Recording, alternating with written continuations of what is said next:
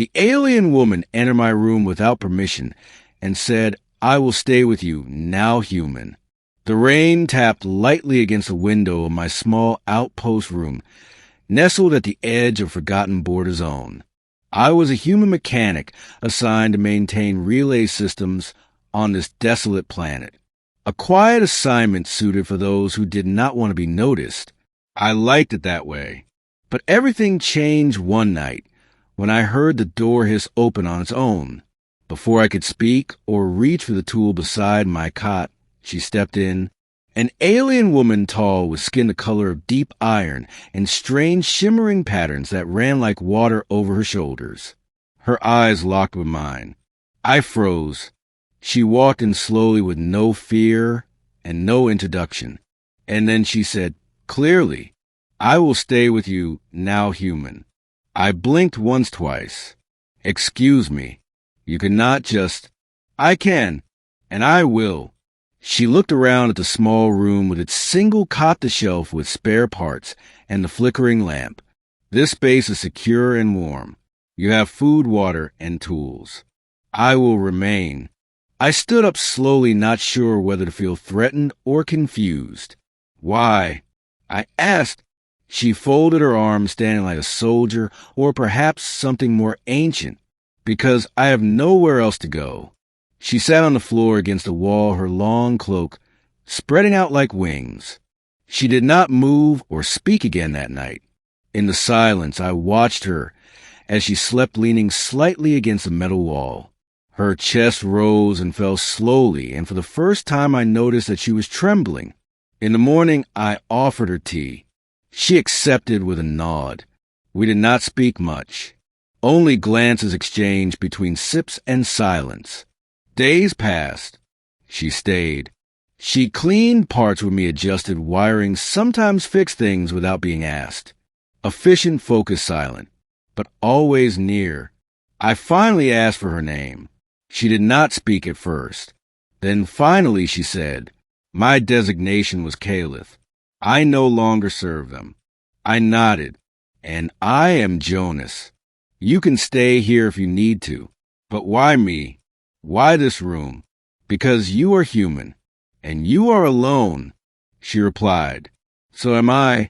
We are alike." I didn't know what to say to that, but I did not turn her away. Caliph never smiled, but sometimes when she looked at me, I could feel something warm passing behind her guarded eyes. She fixed my generator on the third week, without me asking, and when I thanked her, she only nodded once and said, "You are inefficient but kind. That is acceptable." One night the wind howled fiercely outside. I woke to find her crouched beside my bed, her breath rapid. "Are you all right?" I asked, sitting up. She did not meet my gaze. "Thunder. I do not like it. It reminds me of orbital fire." I reached out and placed a hand on her shoulder. She stiffened but did not move away. "You're safe here. There are no ships overhead. No war here. Only storm." She looked at me, then a strange light behind her eyes. "You speak gently. Most humans shouted at me, chained me, hit me. I was used for translation during the ceasefire years. Then abandoned. I was considered too adaptable, a traitor to both." I swallowed hard. "You're not a traitor. You're someone trying to survive." She touched my hand, not softly but deliberately. "You are strange, but your room is warmer than any place I have ever known. You breathe quietly, and you look at me without fear. Why? Because you're not a monster." I said simply, "You're just someone who came through hell like the rest of us."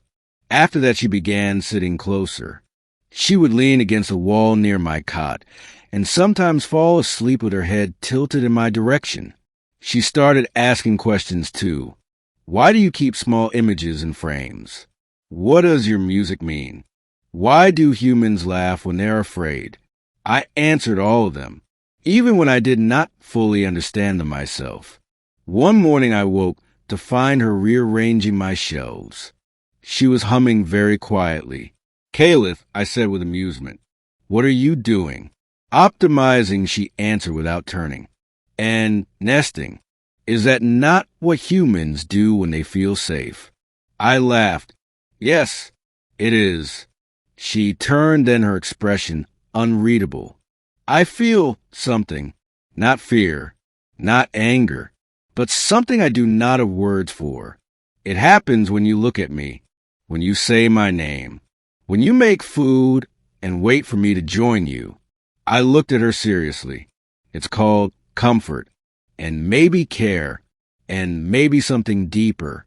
She walked to me and sat down cross-legged. If I remain, if I do not leave this room, will you continue to feel those things for me? I nodded. Yes, Caliph, I already do. She reached forward and touched my face with one hand. Then I will stay with you now, human, not because I must, but because I wish to. And I smiled. For the first time in years, I smiled without regret or guilt. And I knew this outpost of the edge of nowhere, this small room, had become a home, because she was here, because we were no longer alone.